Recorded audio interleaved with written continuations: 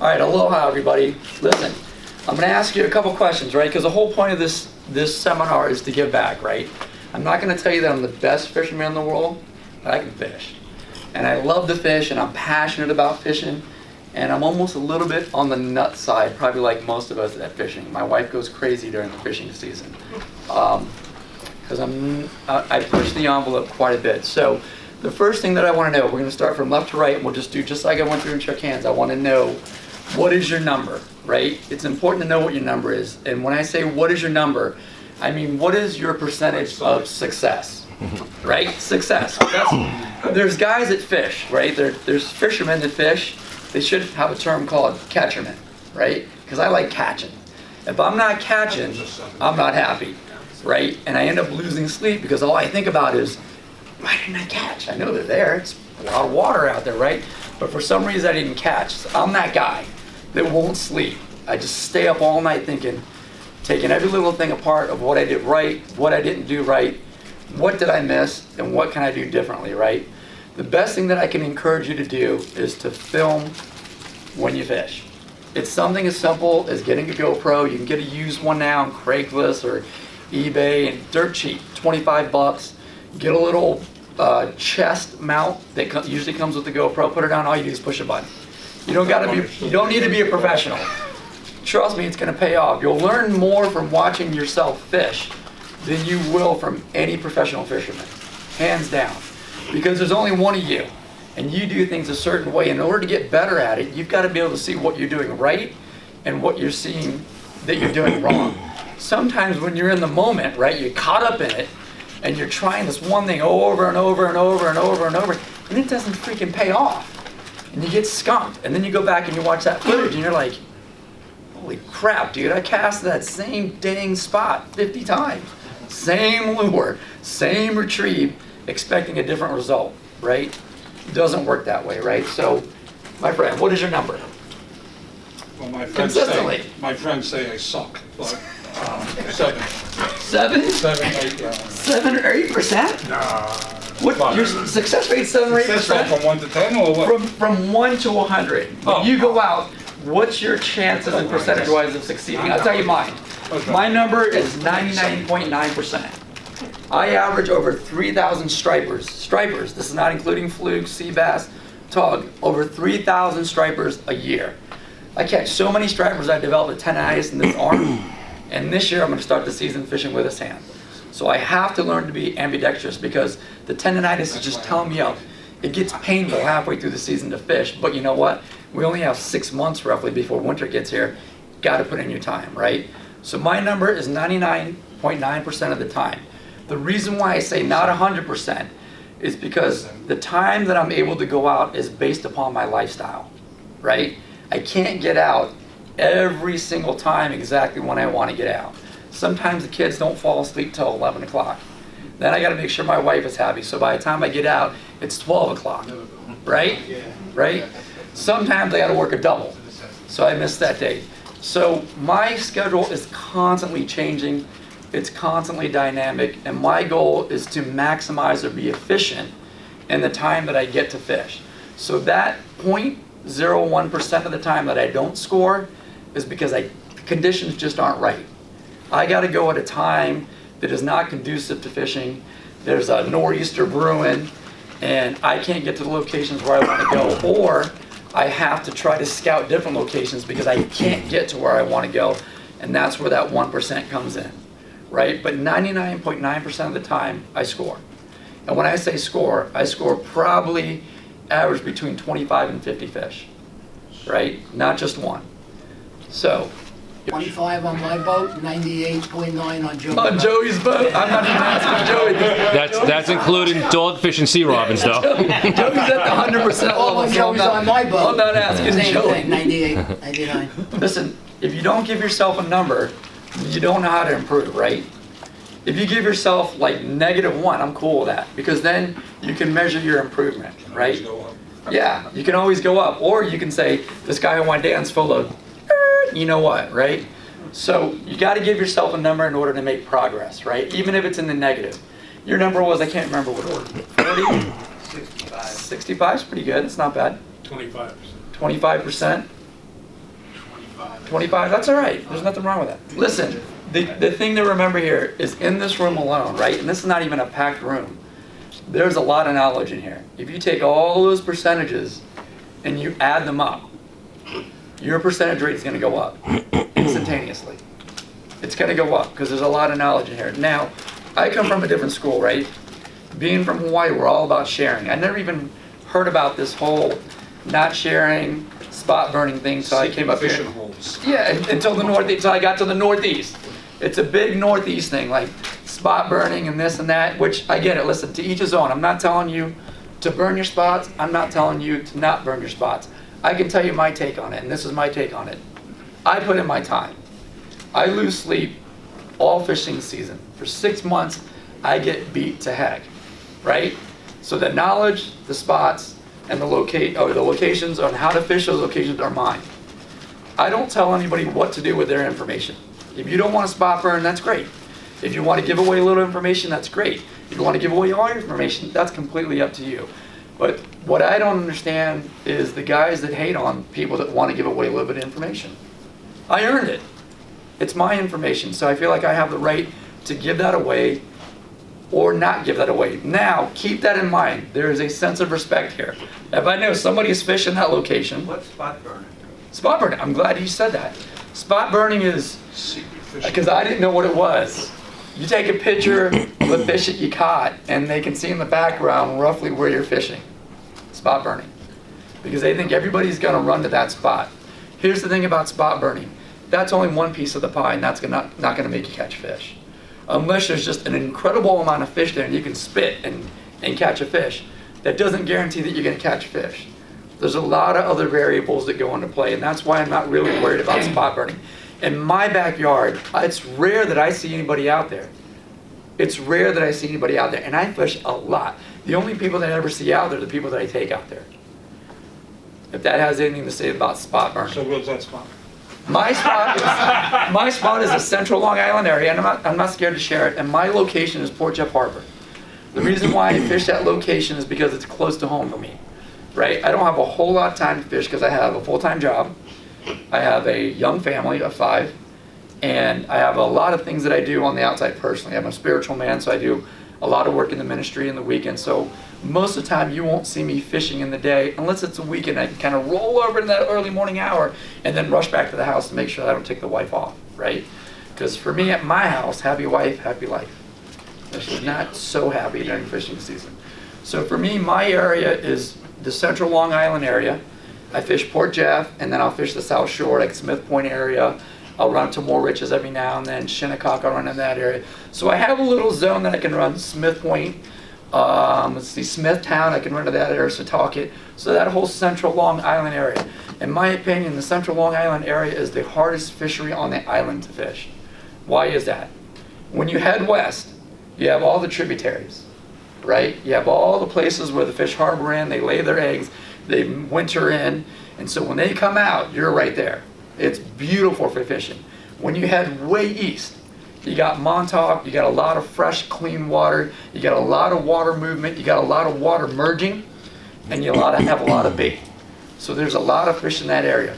When you're in the central Long Island area, if you guys are worried about your percentages not being so high, don't be so worried. Because I guarantee if you head west or east, you're going to do a lot better. You're fishing the hardest location on the island because what is there here to keep the fish here? This is what we have to have, bait, and we have to have timing, right? So the bait has to move in first before the migration of the bigger fish starts, and they have to time it to where when the big fish get here, there's bait here, and that will keep them here. If the bait fish moves out and the big fish come in, what do? They keep on moving. If the big fish come in first and the bait fish come in after, what do the big fish do? They keep on moving. So you're fishing in the hardest location on the island. And I fished in Florida, I fished in Hawaii, I fished a lot. This is the hardest place in the world, for me personally, that I've ever had to learn how to fish. People worry about their percentage, and you just started this year, on how it took me 2 years to catch my first striper. That's absurd. And I went from taking 2 years to catch my first striper to averaging over 3,000 striper a year and a 99.9% success rate. So my question to you is, What is the first thing that you want to follow or understand in order to find fish? Does anybody know that? You don't count. I don't know. First thing we want The first thing that you want to look for, and you have to know this in order to find fish, because we all want to find fish, right? That's the whole goal, is to find fish. So what's the first thing that you have to look for? You have to find it. Where's the bait? Where's the bait? That's number one. Where is the bait, right? Number two is, what kind of bait is it? Where is it? What kind is it? Because you want to do what with that? You want to match it. You want to match it the best that you can. Listen, stripers are the hardest fish to catch when they're not in a plethora, when they're not in a heavy school. I call them the BITCH fish, right? Because they're so finicky, right? You could have them feeding on 2-inch rain bait, and you can throw a 3-inch profile at them, and they won't hit it. They won't touch it. You'll see them. You'll almost hit them on the nose with a 3-inch profile, and they won't hit it. They could be feeding on a 3-inch profile. You can match that profile, and if you don't match the action, the way that that bait should be behaving, they won't hit it.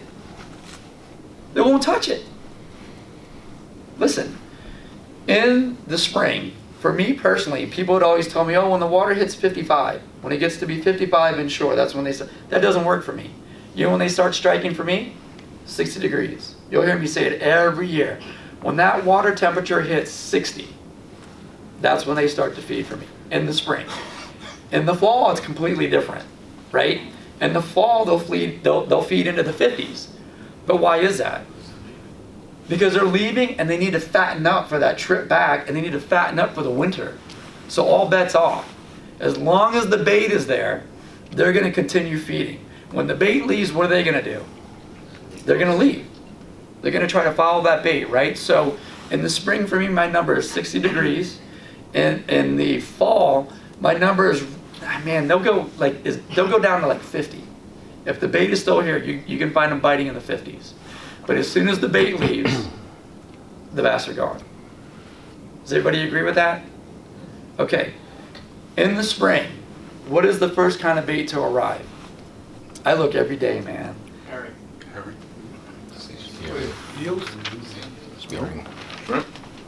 Shrimp.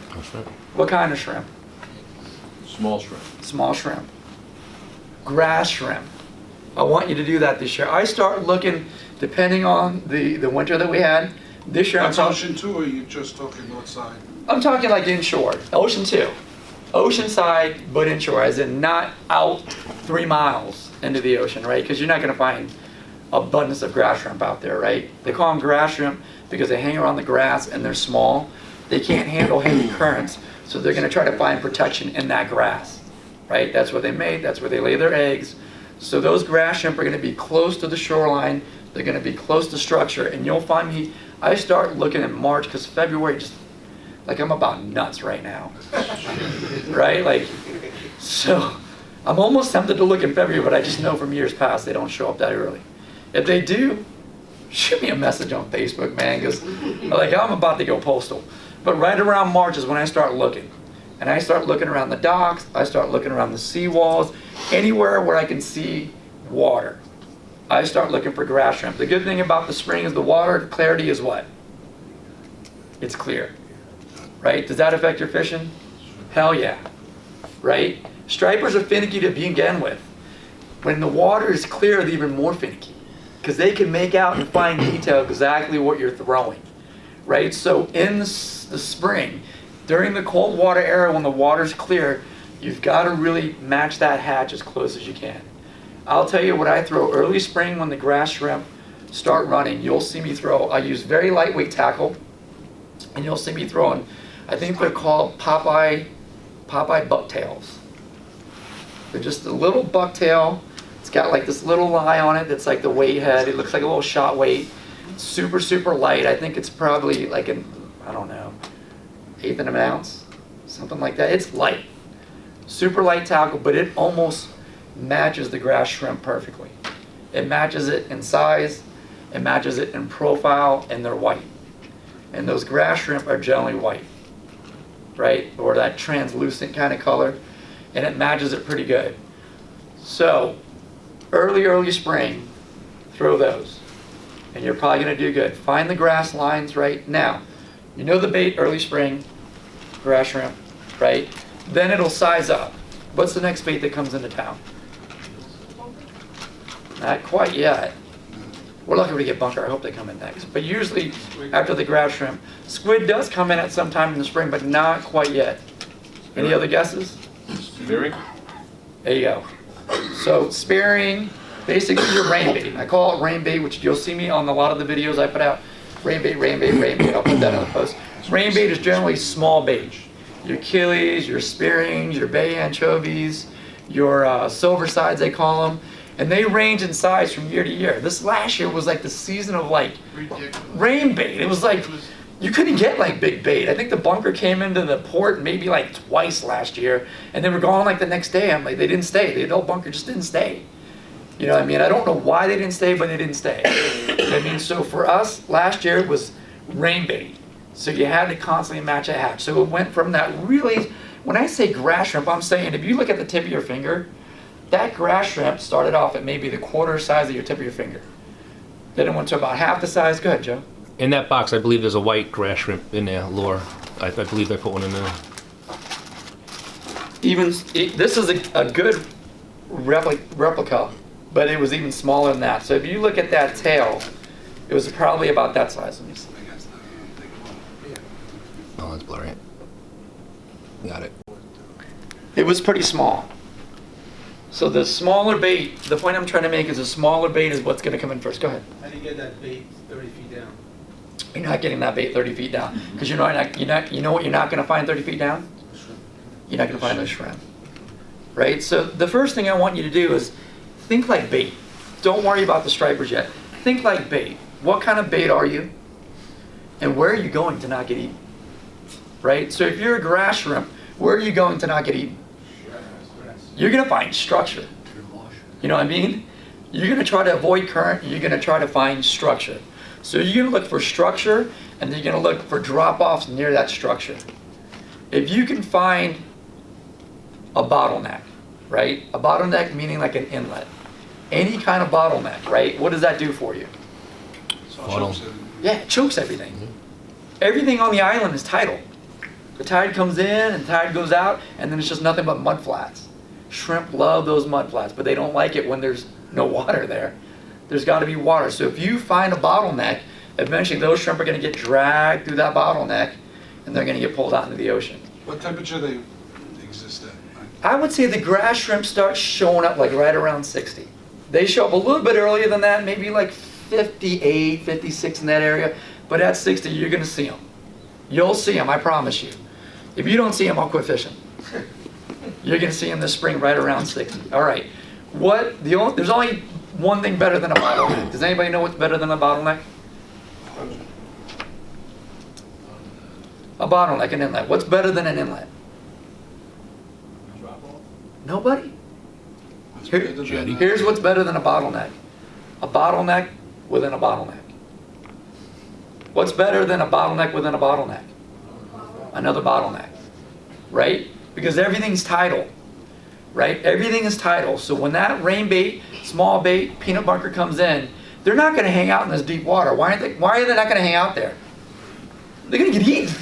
They don't want to survive. They don't want to get eaten. So they're going to go as far back as they can get to the deepest bottleneck where it's the most shallow. Right? That's where they're going to be hanging out. And guess what else is going to be hanging out there? The stripers. The fish are going to be hanging out there because they want to feed on that bait. When that bottleneck starts to pull down, right? When they start to get pulled through that bottleneck and the water behind that bottleneck turns into mud, where are they going to go next? The next bottleneck up. You just doubled your comp. You just doubled your catch rate. When that bottleneck gets thinned out, where are they going to go next? They only have one place that it can go. They got to get out. If that thing goes dry, they're going to die. They're not stupid, right? And as that current starts to like funnel everything in, it kind of gets like condensed in strength, right? So you're going to look for your bottlenecks. Everybody tells you to look for points. Why do they tell you to look for points? Does anybody know why people tell you to look for points? Points are structure, right? What structure? Structures are as a point, a bottleneck, right? A cove will have a point on it, right? You're looking down the beach and you see the beach kind of slope in and back out. That's a point. Why do they always tell you to search those points? Think like a baitfish.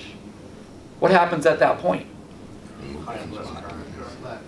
Yeah, there's current there, but what do you have to do as a baitfish? Yeah, you got to swim around it. You got to swim around that point. And those fish aren't stupid. They want to eat the baitfish. So they're going to sit on that point. They're going to sit either on one side or the other of that point or on that point. Because they know that that baitfish is going to be hugging the shoreline, right? Whether you're fishing the South Shore beaches, or you're fishing inshore bays, or you're fishing the Great South Bay, or you're fishing Setauket or Port Jeff Harbor, they're going to follow that coastline. Because they know as soon as they come away from that water, that shallow water, what happens to them? They get eaten. So they're going to do their best to hug that shoreline, and then they're going to follow that point around. They have to. You can't jump it. They got to follow that point around. So those fish are going to be waiting either on one side or other of that point or on that point. So when you're working points, work the left side of the point, work the point, and work the right side of the point. If you don't want to succeed, fish the same spot over and over and over again, expecting a different result. Sooner or later you'll succeed because the timing will be right? But you won't maintain a nearly 100% average by doing that, because the timing isn't right all the time.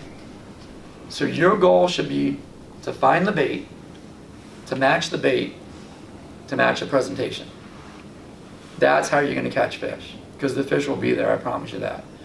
Now, the other thing that I want you to think about is, how are you going to fish this season? Here's my thing. I almost never fish the same way I did the previous season. Why? Why do it? My goal is to be one of the best anglers. Like, you're not coming into my backyard and going to outfish me. If you're putting in 50 hours, I'll put in 300 hours. You're not coming into my home to outfish me. It's not going to happen. I'm just going to outwork you, right? So I don't approach fishing the same way every year. Every year I pick at least one thing that I'm going to make myself master. And I concentrate on that one thing. You're going to learn a bunch of other things along the way. But I focus on mastering one thing for the most part. This year maybe two, because I got to learn to fish with this left hand. I got to be able to do it. It just hurt. It hurt. It just didn't heal. Winter's almost over and this should have already healed. So for me, I've got to learn to fish with this left hand. And for me, my goal for this year, I'll tell you, my goal is to divvy it up. I told myself I was going to do it last year, but I got funneled into catching fish. Oh, 3, that's a lot of fish, man. Like, you always tell you, don't leave fish to catch fish. And I just couldn't pull away from it, man. I couldn't pull away from catching fish. Didn't matter how much pain that put in my arm. Just got so much of a rush catching fish. I couldn't make myself pull away from it. And what I wanted to do last year was divide my time up into numbers, right? A high catch ratio, like catching a lot of fish, and then split it into 50-50 of quality fish, right? Here's what I'm not a master at yet: catching big fish. I'm talking fish in the 50-pound plus club, right? So in order for me to master that, it's going to take time.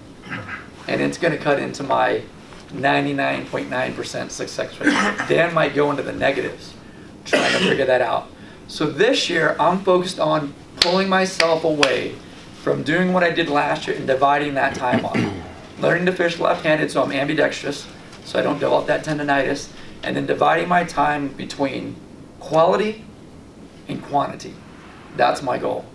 Last year, if you pay attention to the videos, I fished almost entirely at night. That wasn't by choice. My lifestyle changed. My circumstances changed, and I could only go out at night. So people ask me, hey man, when's the best time to fish? When's the best mood phase? When's the best tide, right? When's the best time to go out? Here's the best time to go out: when you can get out. When you can get out and fish, get out there and fish. That's the best time to go out. You want to be a good fisherman? Be good at finding fish when you can get out. Hell, if the fish are there and you get out there whenever the fish are, that's great. That doesn't make you a great fisherman. what makes you a great fisherman is being able to produce almost 100% of the time when you can get out.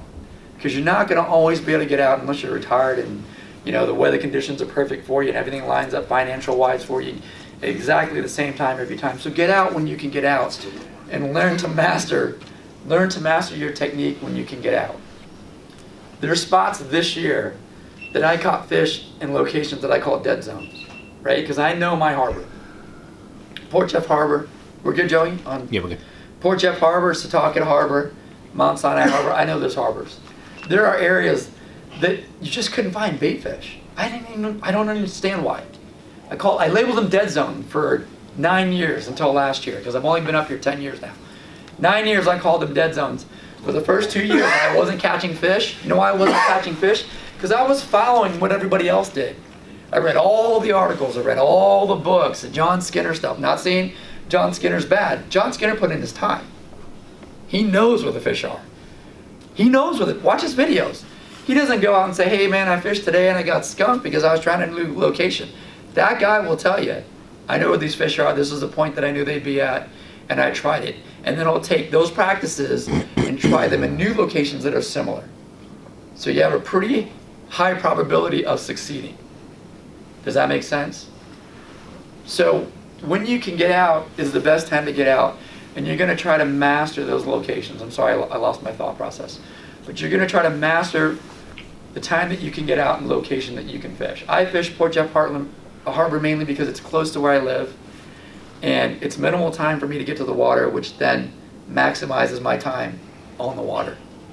My rigs stay fully rigged all the time. I got gear in my car now. If I can cast from shore, if it's a stand-up paddleboard, if it's a kayak, if it's a skiff that I fish with, fully rigged all the time, ready to go, because I don't have the luxury of breaking everything down and setting it back up. So my setup is fine-tuned to where I get to the water, I fish, I catch my first fish within 5 minutes. That's going to be your second number. I want you to figure out how long it takes you to catch your very first fish. Your very first fish. And it could be 10 minutes, 15 minutes, 30 minutes, an hour. But I want you to know that number so that you can narrow it down. You want to know your percentage of success rate. You want to know how long it takes you to catch your first fish. If it takes you over an hour to catch your first fish, it's you, not the fish. I promise you that. They're there and you're passing them up. Most people will pass them up because they know a spot where there's supposed to be fish, and they skip all those locations to get to that location where the fish are. I don't do that. I at the very least troll from one spot to the next, hoping that I'll stumble on something. So another really good rule. First rule, right? Think like bait. What kind of bait? Profile of the bait. Presentation of the bait. How is the bait going to be behaving? Right? That's what you want to think about. And the other thing that you want to think about is, where are you? If you're a fish now, that you're thinking like a fish, where would you be to be able to feed on that bait? Listen, half the time I score before I leave the dock. Last year, you know what my goal was? My goal was to teach myself how to fish lights. That's all I focused on. How do you fish lights? I've heard people say that. How do you fish lights? I always catch fish at lights. For the first 2 years, I followed everything that you put out, and I didn't catch squat. Zero. Nada. It wasn't until I went against the grain. When I went against the grain and started trying things that were opposite of what they were saying, or trying things that were unorthodox, that's when I started catching fish. Because I was stumbling on things that worked for me and my location. Right? When somebody gives you a tip, they're usually pulling that information from the location that they fish. Know your backyard. Where is the closest place that you can get that line wet and master that? Master that first before you go anywhere else. You know what I mean? You're going to lose a lot of valuable time driving an hour or 2 hours or 3 hours to get to a place where people are saying the fish are, and you passed how many fish getting to that. Master your location. Master your backyard and know it well. And I promise you, the techniques that you learn in your own backyard that work for you, those will roll over when you start traveling. That's how I'm able to catch fish on the North Shore and on the South Shore. Because the techniques roll over. but you'll also learn little intricacies that are different, right? You'll learn things that are different. But when the grass shrimp show up, they show up on the North Shore, they show up on the South Shore. When the rain bait shows up, North Shore and the South Shore. Mullet during the mullet run, not so much North Shore, South Shore, right? So know your patterns. Squid twice a year, once in the spring, once in the fall. Bucktails work really good for squid, right? So, question for you. Anybody throw bucktails? Bucktails, big bucktail believers? Anybody throw bucktails and do really well? Yeah? Anybody throw bucktails and not do well? Like you just won't throw them anymore because you're like a suck at bucktails, right? Don't be scared of what you stink at. Challenge yourself to get good at that. That should be what you want to get good at. If you're good at catching fish with bucktails, you got it. What more are you going to do? Like, what more are you going to master? Challenge yourself to get good at something that you're not good at. Challenge yourself to get good at bucktails. Put in your mind this year, I'm fishing bucktails. That's all I'm fishing all year. I'm going to freaking learn how to get good at bucktails. When you fish bucktails, what technique works best for you? You guys can shout it out. What? Low and slow. Low and slow? Anybody else? Jig. Jig it? Canyon. A slight jig? Oh, it depends. Sometimes. A heavy jig? Sometimes up and down? And how big is Okay. bucktail you For the use? people that are going low and slow, you know why you're catching fish with bucktails? Anybody? That's where the fish are usually hanging out. Because they're there. Yeah, low and Because they're there. And they're there in abundance. I'm telling you right now, you can triple your catch rate. I would bet my life on it. He could triple his catch count by changing the style at which he works out bucktail. Because think about this. If you're a baitfish, go back to the baitfish. Think like baitfish. If you were a baitfish and you were in that zone, you were low, stripers are low, right? In this particular case, what would you use the baitfish when a striper chases you? Would you go low and slow? Would you even see a baitfish going low and slow? He's catching because the fish are there. You want to double your catch rate? What would a baitfish do in that same zone if a striper was chasing him? Erratic. He would be erratic as hell. That baitfish would be moving. Show that hammer, but Joey can show. That's it. He would boom, boom. Somebody told us when last year the guy was saying fish only move 2 feet at a time. 2 feet at a When they're time. going around, they go in and they look around. And That's then right. They go around and That's so it's right. like so just jigging it up like that. Jigging and just like and not pull jigging it around. slow. Snap jigging. Does everybody know what snap jigging is? When you get into that zone where you're catching them low and slow, try snap jigging. You'll catch them on every cast. Especially if it's deep, right? You'll probably double or triple your catch rate. Snap jigging is effective, right? Number one, it looks like a baitfish trying to get out of the way real quick, right? That's the first thing it does. The second thing it does is it scatters the baitfish in that area, right? Because that baitfish is not going to sit around. A pot of baitfish is not going to sit around when you're snapping that bucktail like a retard like I do. And I don't mean like one of these little things. I mean snap that thing like you're a fish trying to get out of the way of that striper. It's going to scatter the baitfish, and when that bucktail falls on the drop, guess what's the only thing in view? That bucktail. They're going to light that thing on up. YouTube, there's a video for that. Snap jigging. And the snap jigging, and you can see the striped bass are standing back, watching it go, and they're just timing themselves until he On the comes fall. down and On he the fall. pops them. It's not to say you won't catch them on the up, but it's Right. mostly on the fall. The third thing that it does is it gets that striped bass's attention. If you're just kind of cruising, unless they're thick in there, they're not gonna pay attention from 5 feet away. If that thing goes up in the air, they're gonna look over and find out what the hell's going on over there. You better bet your bottom dollar that they're gonna come over there and get them. That was my probably number one flaw when those first 2 years that I didn't catch. That's all I did was went low and slow. Why am I not catching? And then I got frustrated one day and I was like, I know they're here, I can see them.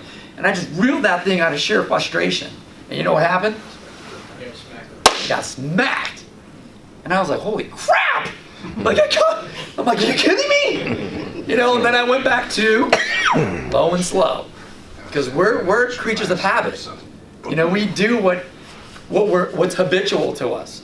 Low and slow. I'm like, fuck, I got pissed. Like 3 casts, low and slow. Same area, nothing. Got pissed off again. I'm like, this is bull crap. Like, bam, get hit on. And I'm like, dude, I think they're hitting like I think they're hitting fast, man. Everybody's been telling me low and slow. I'm like, this can't be true. I chucked that thing out there, reeled it as fast as I could. Bam! Bam! One after another.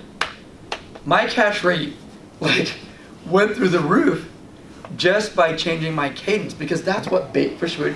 Then I started paying attention. I'm like, I'm watching, like, and I realized, watching all the baitfish run away from the stripers, they weren't going low and slow. They were running like a bat out of hell. And that's when I figured out that's what works. So it took me learning to go against the grain and trying things differently. Last season, early spring, inshore, all the big boats were in the Great South Bay. I wouldn't say all the big boats, but a lot of the big boats were in the Great South Bay, and they were trolling. I mean, you could just see them. Trolling, trolling, trolling, trolling, trolling. And I knew a spot. It was a point. I won't tell you exactly where it is, but I'll tell you this. It was a point, and it had a long, almost, I would say, darn near almost a quarter mile worth of flats. When I say flats, I say skinny water, right? So all these boats that were trolling, they couldn't get where? Into the skinny water. They don't draft like that. You're talking about, like, I was standing on a stand-up paddleboard and I was drafting maybe 2 inches, and there were some big fish there, over 30 inches. My first big fish of the spring was in probably less than 6 inches of water. I literally cast onto the bank and pulled it off to the bank, and they were right. You could see them tailing. Why were they up against that bank? Yeah, they were feeding on those shrimp. They like shrimp. They were feeding on those shrimp. I saw so many fish there that I started laughing.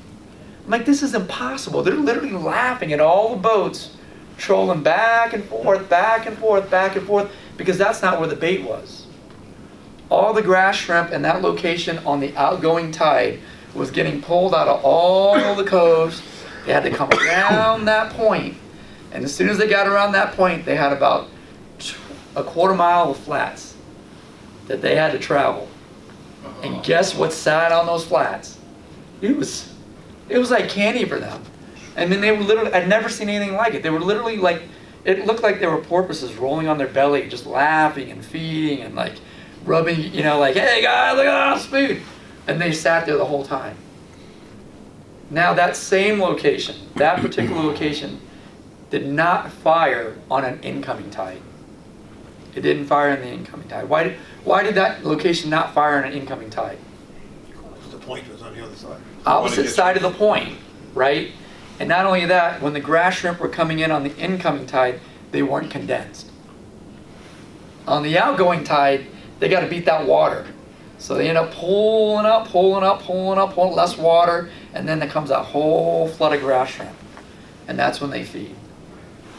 Right? So that particular point would not fire on an incoming tide. It just didn't do it. It did it on an outgoing tide. All right? Lights. What I learned this past year from lights is in the spring and really all season long, those lights stay on. You know, the ones that stay on all night. They develop plankton, starts to come around them, and then what feeds on the plankton? Some kind of bait, grass shrimp. Then what feeds on the grass shrimp? Bigger fish, right? So you're almost guaranteed to find stripers on lights because they know what's going to be there. Bait. It's an easy meal. It's an easy meal. I did find a difference between the brightness of lights. I will tell you this. The bigger bass were found in lights that weren't as bright. The quantity was found in lights that were very bright, right? More lights, more bait, more food, more fish. But what's not good for big fish? Competition. Bigger fish. What's not good in reference to lights and bigger fish? Lights. Why are lights not good for big fish? Because they can be seen. They can be seen. So the bigger fish tend to like lights that are there, but not as bright, or lights that border structure. Because they need a place to hide. They can't make themselves smaller. They're big fish. Right? So you're going to catch your bigger fish fishing the lights that aren't as bright or lights that border structure. Because they're going to be sitting in those shadow lines. 99% of the time when the lights are bright, you're gonna have an incredible catch rate. You're gonna have tons of fun, and it's not to say that the fish are gonna be small. The fish are gonna be the same as the schools of the fish that are in town, if that makes any sense. So if their schoolie sizes between, let's say, 16 and 24, you'll catch 16s and 24s all day. When they come in between 24 and 36, catch them all day long. So it's going to be conducive, it's going to correlate with the schools of the body of fish that are in town. That's what I learned from fishing lights. So for me, this year, am I going to target lights? Is that all I'm going to do this year? Absolutely not. I mastered that. I got that in my back pocket. So I know if I try something else this year and it doesn't work, what's my fallback? Lights. That's how I keep my percentage rate high. What color's your boat? My boat is green. Okay, if I see a green boat, I'm gonna follow it. Yeah, listen, if you're out there, you'll never see me yell at you. Even if you're up against me, I encourage that. The only time that you'll see me get upset is if you're disrupting the catch. And this is how you disrupt the catch. The reason why he catches more fish with a kayak than a boat is you don't hear him. No noise. There's no noise, right? If these fish are following bait that then follows shallower water, and water, the sound travels further in water. As it gets shallower, it's louder. Do you understand what I'm saying? That thing just bounces off the bottom in 2 feet. As you get deeper, it gets farther to bounce off the bottom, farther to get off the bottom, farther to get off the bottom, right? Even the boats that fish offshore, they'll tell you, they'll drive right through the bait. What does the boat do to the bait? So they hang around the boat and go, oh, hey, yeah, this boat's awesome. We love this motoring right through the pods. Right, Joey, what does the bait do when a boat drives through the bait? Splits. It scatters. That's a good thing and a bad thing. The good thing is the bait scatters, and if there's any fish there, and your lure comes through there, guess what they're hitting? They're hitting your lure. The bad thing is, you scattered the bait, you disrupted the thing, so you can't pull off as many fish out of that pod. That's why I fish the way that I do. I didn't know anybody, and I'm sure the people that were, I was probably the first and only person that I know that started fishing with a trolling motor. I use a gas engine only to get from point A to point B, if I'm using a boat. Gas engine is a speed to get from point A to point B, but when I get to my location, when I'm within probably 20 or 30 yards, that gas engine gets shut off. I drop the trolling motor and I motor in with that trolling motor because I can pull off more fish. They don't know I'm there. I can pull off more fish. And if I'm using that trolling motor and I hook into a fish, I have that motor reversed, like it flips, mine rotates around, and I pull away from that location, right? Because I don't want to spook that area. I want to pull as many fish out of that location as I can, because there is a number. It gets to a point where like they start to figure out, whoa, I've seen that lure get thrown here like 10 times, Dan, or 30 times, Dan, right? And also, stripers will hold, but they also like move. Like they'll hit a spot and then they'll move to the next spot, and then they'll move to the next spot, and then they'll circle back. So you know what I do? Do the same thing. I fish that first spot until they stop biting.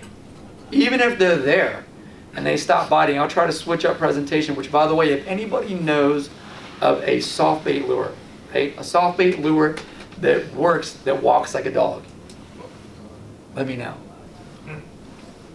Let me know. If you design one and you can get a soft bait that I can adjust the jig height, the jig head weight to get it to different depths, but it walks.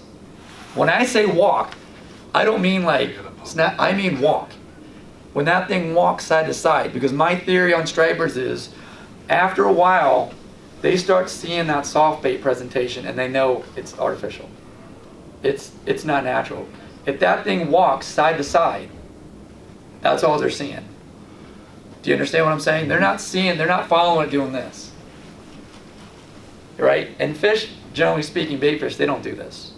That's what I'm doing with my lure, to get their attention and then get it to fall, to look like it's injured. But generally speaking, if I could find a soft bait that I could adjust the depth with the weight of the jig head that works side to side, I guarantee that's like, it's going to be retarded. There is a lure. What is it, Joey? The guy I fish with does what's called the Alvey Snack. I do have the Alvey Snack. And he can take that, and he does it. I do have the Alvey Snack. Yeah, he can walk that back and forth, and it's And he's a little pink Alvey you Snack. adjust the weight. He has the the size hook with the of the lead hook on it with the weight already. on it? Yeah, it's the lead already has the, it's like a largemouth bass type of a Yes. hook. The hard thing, what different size, what Yeah. sizes do they come down in? It's pretty small lure. He uses about this. He uses it for Alvey fishing. Yeah. And he'll get Alvey that Snack's lure a to good work on one. the top Yeah, like they, that. I don't know why I didn't think of that. Alvey Snack? Alvey Snack, yeah. But the thing is, Snacks or snaps? Snack. snacks, yeah, Yeah. snack. They look like, they're just kind of pointy on each, I mean, I Yeah. wish I had it. I'll put it up on this video, but they're kind of pointy on each end, they're just Yeah. rubber pieces. And you put a hook that has the weights built into Yeah. the hook. Yep. And you usually thread in through the top and then the hook goes in through the bottom. Exactly. The downside about that, the only downside I can think of is getting that profile small enough to match the different hatches. So there might be a limited time frame of when you can use that, is when it matches that hatch, right? So you might have to use something different until they get there. Man, that'd be great if we could get them to make Yeah. it. I've seen it. It's pretty cool how he works. I'll tell you what I'm going to use this year, and I have it picked out. Oddly enough, All Pro Tackle. If you go to All Pro Tackle or allprocharters.com, they are the con man. Anybody know Con? Anybody know him? Cheese? Yeah, Kid Cochise. Mark A. Kid Cochise. He has these things that are called something sand eels, and they like look exactly like it. And I've looked at them. I'm like, man, I can adjust the weight head, the jig heads on those, and I can fish them high, and I can fish them in the middle column, and I can fish them low. So a lure that you can fish in multiple columns is going to increase your chance of the catching, right? It just makes sense. You know what I mean? If you work at top, you got to work a little bit faster. If you let it set a little bit and you can work it in the middle, that's really good. Might have to add some weight to it to get it to the bottom, but if you can work all three columns, work until you find those fish and then stay in that column. All right? I think that's going to be my go-to lure. Mark my word. I mean, I could be wrong. Let's see how good I am. But I'm guessing 99% that that's going to be my lure for the year is those Kid Cochise sand eels. They match the environment. They match the local hatchery. And striped bass know what sand eels are. So do fluke. So I think that's going to be my go-to. Last year, did anybody remember what my go-to lure was last year? I fished the heck out of it. Those little sand eel lures, the tsunami sand eels. Yeah, they were the little tsunami, 4-inch, I even know it by heart, 4-inch holographic blackback split tails. You know what they mimic? Rain bait. When you look at the top of that thing, it looks like a freaking spearing. It looks like Achilles. It looks like an anchovy. It was like the perfect this 2019 was the year of just rain bait. Tons of rain bait in the back bay. Killed them. I was buying them in packs of 5.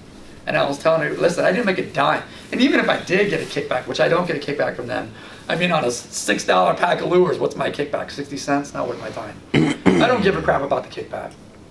Which brings us into sponsorship, right? I do have sponsors, but I don't have financial sponsors. I have sponsors that I sponsor. The sponsorship, to me, relies on 2 things for me. You have to have a good product. It's got to work, number 1, right? It's got to be affordable. Number 2, I should say 3 things. It's got to be affordable, and I got to believe in the people behind that product. If I don't believe in the people behind the product and you have a good product, I don't care. I'm not fishing it. That's not where my loyalty is. I don't get a kickback from anybody. I fish products that work. If I'm telling you that this works, it's because it works for me, and I guarantee it's going to work for you. If you're fishing in the locations that I fish, or in bodies of water that are similar to where I fished, it's going to work. Guaranteed. If you fished 4-inch tsunami holographic blackback split tails last year, you would have killed it. Hands down. You would have caught fluke, you would have caught striper, you would have caught porgy, you would have absolutely destroyed it. But here's the thing, you can't get tunnel vision into exactly what worked last year because it might not work next year. Because I can tell you this, every year that I've done really well with striped bass, it hasn't been the same lure. One year it was topwater. It was this cheap little Walmart special, it was called the Chug Bug. I can't even remember who it was made by. It cost me maybe like $3. Yeah, Hasbro. It was just a little chug bug, little blue looking thing, kind of looked like a herring, and I absolutely destroyed him that year. And I'm like, yeah, baby, next year I'm gonna kill it. I couldn't get a fish on that thing the next year. I was so pissed off. But the thing is you gotta match the hatch. You gotta figure out the bait. You know what worked the next year? If you paid attention to the videos, I constantly plugged Zoom bubblegum fluke. Zoom bubblegum fluke, pretty close to spearing. It was pink, pretty close to anchovies, really close to squid. Destroyed them on those things. Like, they were cheap. I think it was like $3 for like a pack of 15 or 20. And so many packs I didn't even care. You know what I mean? And absolutely annihilated them on that. So I was like, yeah! I got him, went in the next season. I'm like, I'm gonna kill it this year. I wouldn't touch it. You know what they hit the season after that? These cheap little lead, I call them like fish jigs. It's just a little torpedo-looking piece of lead with a treble hook on the end. I couldn't keep them off of that thing. Looked like rain bait, looked like spearing. You had to work it pretty fast. You could jig it off the bottom, cast super far. You could work the top water column, zipping it. You could work the middle column, kind of jigging it, bouncing it through. You can work the bottom water column by jigging it off the bottom. You could cover a lot of distance. Very important to cover distance. I don't care what anybody says. Covering distance until you find the fish. Because you got to find the fish to do what? To catch the fish. Know the bait, mimic the bait, present like the bait, right? Cover ground. Somebody asked me, like, how'd you find fish in Mount Sinai Harbor? We had that discussion. I'll tell you what I do. Mount Sinai Harbor is great because you can get around all sides of the harbor. All sides of the harbor. So look at your time as an ROI, or return on investment, right? I like to catch. I don't like getting skunked. I don't like putting in, fishing one location, getting skunked, and then come back there and get skunked. That annoys me. That's not me. I have to catch fish. So what I do is I just drive the harbor. Start off at Cedar Beach. And I do what? I watch the harbor. What am I looking for? Bait. I want to know what bait's in the water. And where in the harbor is that bait? How to match it, how to present like it. I'll drive Cedar Beach. I'll go to that South Shore Road, I can't remember as. I'll go to the Shore Road, which borders the south side of it. And then I'll swing all the way around to East Port Jeff Beach, pull in there, and I'll walk it. And I'm looking for bait. And once I figure out where the bait is, I try to figure out what the bait is, and then I try to mimic what they're doing. That's covering ground. Sometimes my first fishing trip is frustrating because I don't get to cast a rod. It's just driving looking for fish. Next group? Is there a group of people out there? Yeah, There it's is? all fun. Listen to me.